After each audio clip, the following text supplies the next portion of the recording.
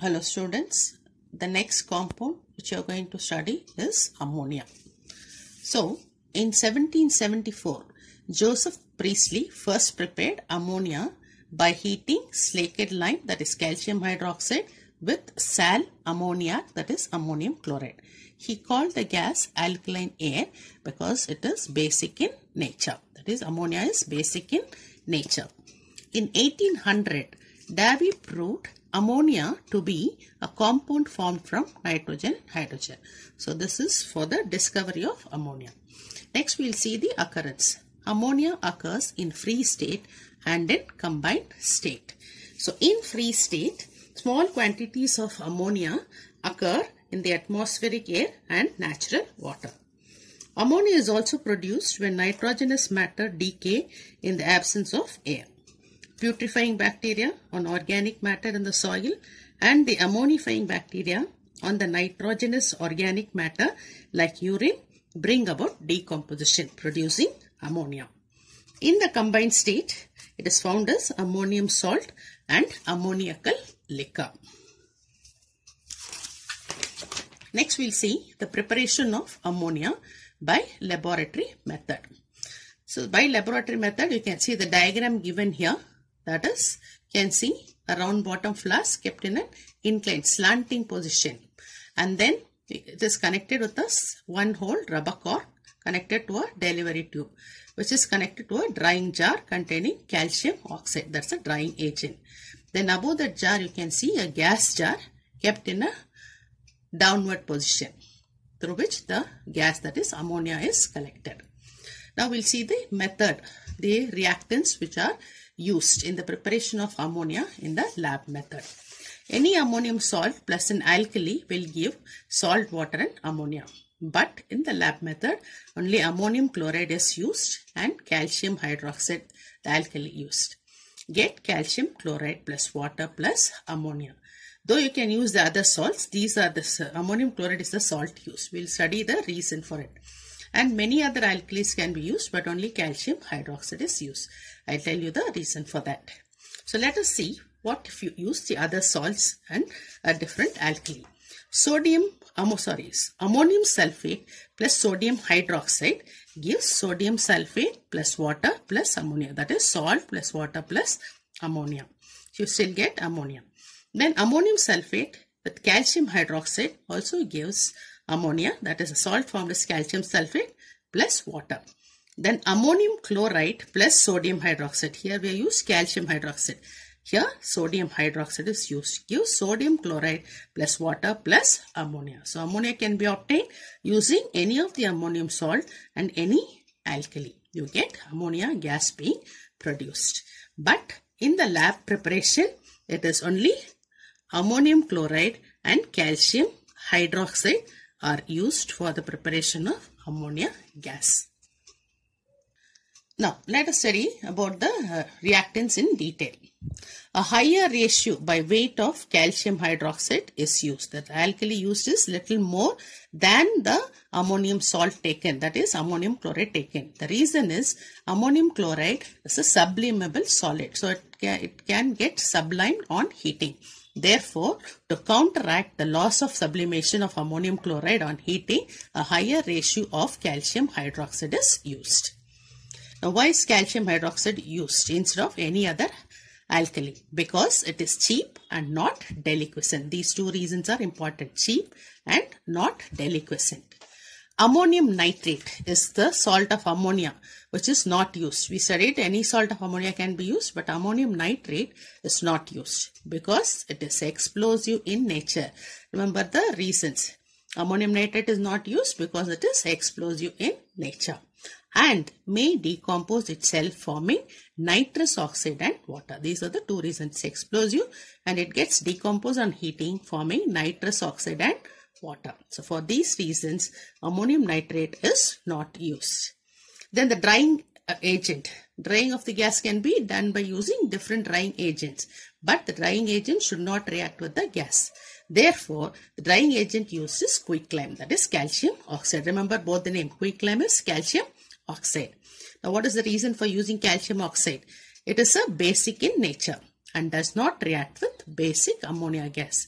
That means calcium oxide and ammonia both are basic in nature. Therefore, they do not react. It only dries the gas but does not react with the gas. The drying agent not used are concentrated sulfuric acid, phosphorus pentoxide and fused calcium chloride. These three drying agents are not used. Why? Since they react with ammonia, forming the respective salts. Here ammonia with sulfuric acid concentrated gives ammonium sulfate. Then ammonia with phosphorus pentoxide gives ammonium phosphate. Then ammonia with calcium fused calcium chloride gives an addition product, that is calcium chloride dot 8NH3. Therefore, these drying agents cannot be used. Concentrated sulfuric acid, phosphorus pentoxide and fused calcium chloride cannot be used. They react with ammonia gas, forming respective salts. So the only drying agent which can be used is quicklime, that is calcium oxide. Because it does not react with the gas, it only dries the gas. Now coming to the collection of the gas. It is collected by the downward displacement of air. You saw the diagram given there, the preparation. It is kept downward. The gas jar is kept upside down. Since it is lighter than air, it is lighter. Ammonia gas is lighter than air. Vapor density of ammonia is 8.5 and that of air is 14.4. Ammonia gas is not collected over water because it is highly soluble in water.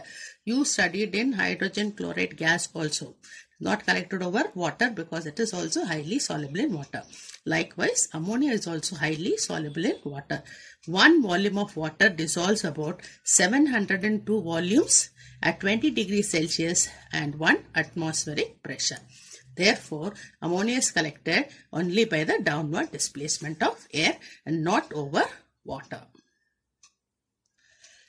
One more method of preparing ammonia using metal nitrates. But this method is no more in use because metal nitrates are very expensive. So this method is not used. But you have to know how this is prepared. You can see the diagram. There's a round bottom flask kept upright, not in the slanting position here. It is kept upright. And you can see a thistle funnel and a delivery tube. The delivery tube is connected to a drying jar containing drying agent calcium oxide. And you can see a gas jar kept inverted above it to collect the gas.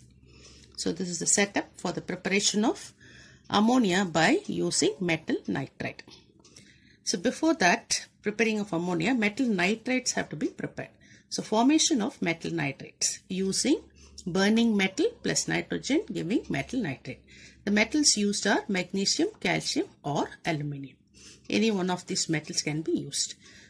Metals like magnesium, burning metal, when nitrogen is passed over it, you get magnesium nitrate being formed. So calcium plus nitrogen gives calcium nitride. So calcium is Ca, valency of nitrogen is 3, so Ca3N2, calcium nitrate. Then aluminium, heated aluminium or burning aluminium, and nitrogen is passed, you get aluminium nitride being formed. So this is the method by which metal nitrates are prepared. So you get magnesium nitrate, calcium nitrate and aluminium nitrate.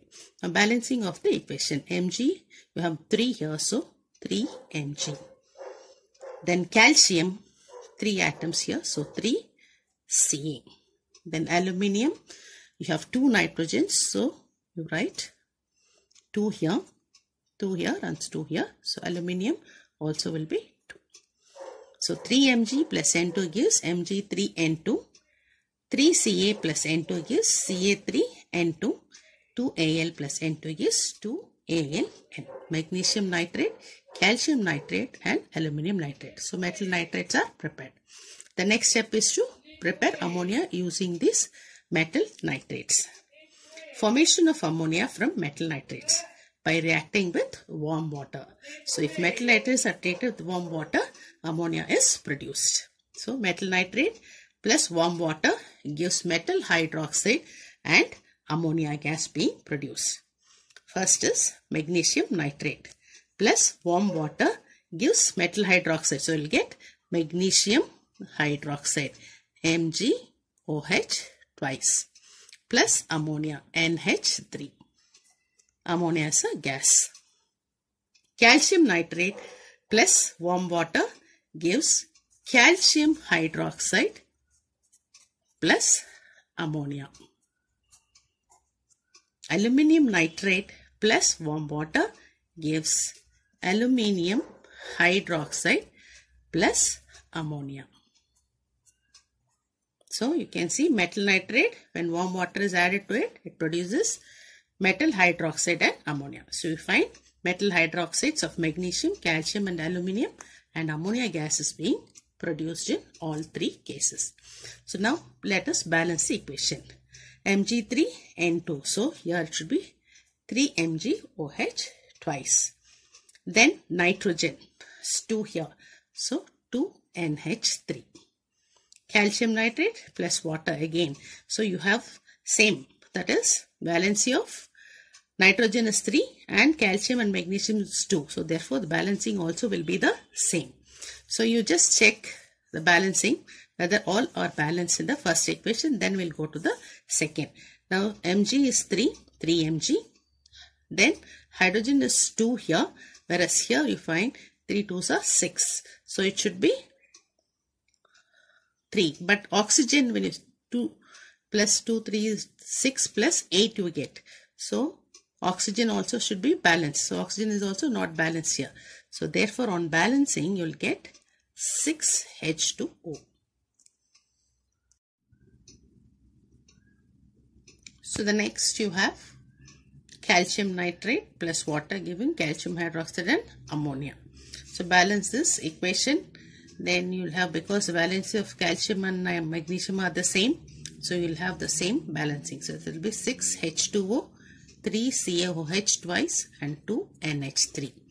Then the third equation can balance this equation. Aluminium 1 and 1, nitrogen you have 1 and 1 here, so balance.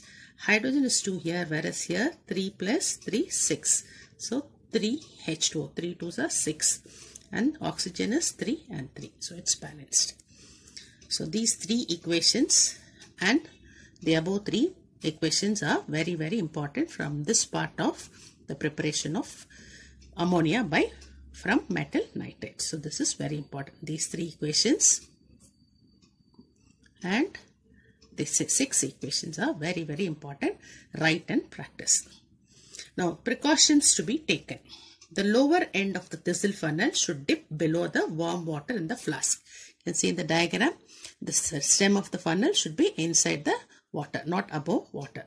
Otherwise, gas will escape. Then ammonia is collected by the downward displacement of air. You can see the gas is kept downward. So it is, air is pushed down and the gas rises up. So it is downward displacement of air. So this is how ammonia is prepared from metal nitrides. The next is one more most important method of preparing ammonia by Haber's process. This is industrial method, that is preparation of ammonia in large scale preparation of ammonia by Haber's process, named after the person who first prepared ammonia by this method. The reactants here are nitrogen and hydrogen produces ammonia. It is an exothermic reaction.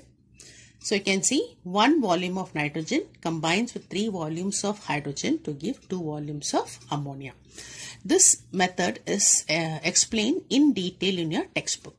But according to the syllabus, whatever I am teaching you now is enough, because you need to know the equation, the conditions required for the reaction, and the preparation and separation of the gas from unreacted nitrogen and hydrogen. So that much is enough for you, so that you can be very thorough with what is required. So Haber's process, you need to know the equation, conditions and the precautions to be taken and separation of ammonia from unreacted nitrogen and hydrogen. So I'll explain what are the conditions required. The temperature is maintained between 450 to 500 degrees Celsius. That is called optimum temperature. The pressure is maintained between 200 to 900 atmosphere, which is also called optimum pressure. The catalyst used is finely divided iron, and the promoter is molybdenum, that is MO. So symbol is MO. So instead of using finely divided iron as a catalyst, you can also use another catalyst, that is iron 3 oxide, Fe2O3. If you use Fe2O3, then the promoter used is not molybdenum. So if you use Fe2O3, you have to use a promoter containing about 1% of potassium oxide and 3% of aluminum oxide. So learn all. Learn the catalyst finely divided iron with molybdenum, or the catalyst iron 3 oxide with the promoter 1% potassium oxide and 3% aluminum oxide. So these are the conditions required for the reaction of nitrogen with hydrogen to form ammonia in Haber's process. Now what are the precautions to be taken? Impurities will be present like carbon monoxide, carbon dioxide and hydrogen sulfide. So they may poison the catalyst. Hence the nitrogen and hydrogen what you are using as the reactant, they should be free from these impurities. So see that there are no impurities like carbon monoxide, dioxide and hydrogen sulfide. So it has to be removed before it is taken as a reactant for the preparation of ammonia by Haber's process. In detail it is not required. How it is removed, we are not going to study in detail. Then after the ammonia gas is produced, separation of ammonia from a mixture of ammonia, nitrogen, hydrogen. So after the gas is prepared, some amount of nitrogen and hydrogen are not reacted. They remain as nitrogen and hydrogen. So along with ammonia which is produced, you still have nitrogen, hydrogens. All three are gases.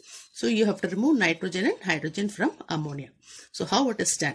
It is done based on the physical properties of ammonia. So what are the physical properties by which ammonia can be separated from unreacted nitrogen and hydrogen? One is liquefaction. Why it is used? Because ammonia is easily liquefiable, whereas nitrogen and hydrogen are difficult to liquefy. They have given the temperature, at what temperature nitrogen and hydrogen can be liquefied, but all that in detail is not required. You can just mention ammonia is easily liquefiable, whereas nitrogen and hydrogen are difficult to liquefy. So one physical property is liquefaction. Based on that, ammonia can be separated from nitrogen and hydrogen. The second physical property is solubility. Dissolving in water. You know, ammonia is highly soluble in water, whereas nitrogen and hydrogen are almost insoluble in water. So if you pass all the three gases, that is ammonia, nitrogen and hydrogen, through water, only ammonia will get dissolved in water, whereas nitrogen and hydrogen are almost insoluble in water. So ammonia gets dissolved and nitrogen and hydrogen gas escape through the water. Now you get ammonia dissolved in water. Then the next is physical properties. It is a colorless, strong, pungent smelling gas, slightly alkaline taste. It is non-poisonous in small quantities, but it is fatal in large doses. If you inhale in large doses, it is fatal. It is lighter than air and highly soluble in water and easily liquefied at low temperature. We studied that ammonia is highly soluble in water. To prove that, an experiment is conducted. It's called as fountain experiment to show the high solubility of ammonia gas in water. You can see the diagram. There is a trough containing red litmus solution, and you can see a round bottom flask fitted with 2-hole rubber cork. Through one of it is a dropper, through the other hole is a jet tube. You have already studied about this fountain experiment in hydrochloric acid or hydrogen chloride gas. The same setup here. The only difference here is that in the trough it is red litmus solution, whereas in hydrogen chloride gas you studied it was blue litmus solution, because hydrogen chloride gas is acidic gas whereas ammonia is basic gas. So base is done red litmus blue, acids done blue litmus red. So that's the reason why here red litmus solution is taken. Now the same setup and the same way how you studied in hydrogen chloride gas, the same procedure. So the dropper containing water, this dropper contains water, is squeezed. So water enters into the flask. So ammonia gas which is present in the flask dissolves in water due to its high solubility and thereby creating a partial vacuum in the flask. So the outside pressure being higher pushes the red litmus solution through the jet tube into the round bottom flask, and the red litmus emerges out as a blue litmus. That is, red litmus turns blue because ammonia gas is basic in nature, so it turns blue. And the jet of water is because litmus is because there is a vacuum being created due to the high solubility of ammonia. So this experiment proves both ammonia is highly soluble in water and it is basic in nature. Now what do you observe? Ammonia gas present in the flask dissolves in water due to high solubility, creating a partial vacuum in the flask. And so the red litmus solution emerges out at the end of the tube as a blue fountain. So you can see a blue fountain here. Inference is ammonia is highly soluble in water and basic in nature. So both are proved here. It is basic in nature and it is highly soluble in water. The next is chemical properties of ammonia. Ammonia burns in an atmosphere of oxygen and undergoes catalytic oxidation. That is, it burns just with oxygen without catalyst, or with the catalyst also it undergoes oxidation. So there are two different equations, but the reactants used are the same. So that first one is ammonia burning in oxygen, no catalyst here. So what are the products formed? It produces nitrogen plus water. Ammonia, when it burns in oxygen, it uses nitrogen and water. Now balancing of the equation. There are two nitrogens, so here it should be 2. But when you write it 2 here, the hydrogen will not be balanced. So it has to be 4NH3 and it will be 3O2. Then because there are 4N, so this will be 2N2 and 6H2O. Then ammonia and oxygen, same reactant as above, but here it is burning with the presence of a catalyst platinum at 800 degrees Celsius. So what happens to the products formed? The products formed are different here. It is not nitrogen. Nitrogen gets further oxidized to nitric oxide plus water. And it is an exothermic reaction. So very, very important equation. Both are, one is in the absence of a catalyst, one is in the presence of a catalyst. In the presence of a catalyst, ammonia burns in oxygen to give nitrogen and water, whereas in the presence of a catalyst, ammonia burns with oxygen giving nitric oxide and water. So balancing of the equation, it will be 4NH3, 5O2, 6NO and 6H2O, and it should be 4NO. Write it here. It is 4NO. 4NH3 plus 5O2 giving 4NO and 6H2O. It's an exothermic reaction. Both equations are important.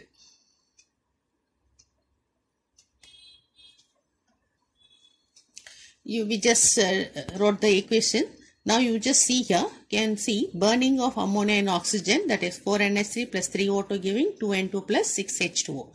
Now this is an experiment to show that what observations you see when ammonia burns in oxygen in the absence of a catalyst. Now you pass ammonia gas through one of the inlets and through the other inlet oxygen gas. So first, without oxygen gas, when you try to light the ammonia gas, it does not burn. But when you pass oxygen, it starts burning with a greenish yellow flame. So observation, dry ammonia gas alone, if ignited, does not burn, but burns in an atmosphere of oxygen with a green or greenish yellow flame forming nitrogen and water. So understand very clearly, ammonia alone does not burn because it is not a combustible gas. But when oxygen is passed through it, it combines with it and burns to give a greenish yellow flame. So here the observation is very important. It gives a greenish yellow flame. You have studied about greenish yellow gas, that is chlorine. Gas itself is greenish yellow in color. Whereas here, ammonia burns and the flame is greenish yellow in color. So don't get confused with both the gases. Chlorine gas is greenish yellow gas, whereas ammonia burns with a greenish yellow flame. The next diagram shows catalytic oxidation of ammonia. That is ammonia and oxygen in the presence of a catalyst platinum heated to 800 degrees Celsius.